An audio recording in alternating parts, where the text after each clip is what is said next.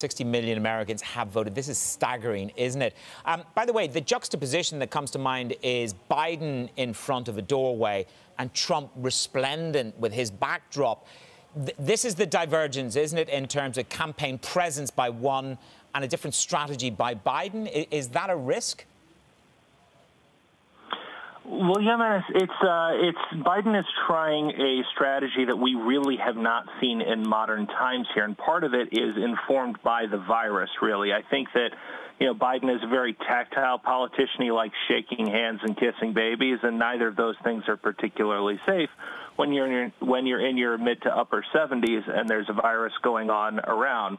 And so Biden's campaign has for a long time kept him in a different sort of scenario, whereas Trump wants to go out and wants to do these big spectacular rallies. He thinks that's the way that he won election in the first place, doing these big rallies, saying whatever's on his mind, and so he's all in on that strategy. I do expect Biden to travel a little bit. We're looking at Florida. We're looking at Georgia. He's been a big presence in Pennsylvania as well, some of those states.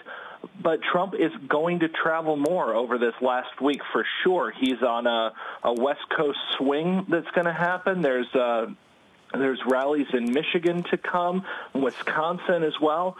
But look, compare this to football, and I mean like the real football, not the American football. You can sort of think of it as Biden's running a campaign where he feels like he might be up 2-0, and he just needs to sort of park the bus in front of goal and go run out the clock here. Because really, Donald Trump is not just fighting Joe Biden politically, he's also fighting the clock, which is to say, when you're down a little bit in the polls, you got to turn that around, and there's not quite as much time for the president to turn this thing around.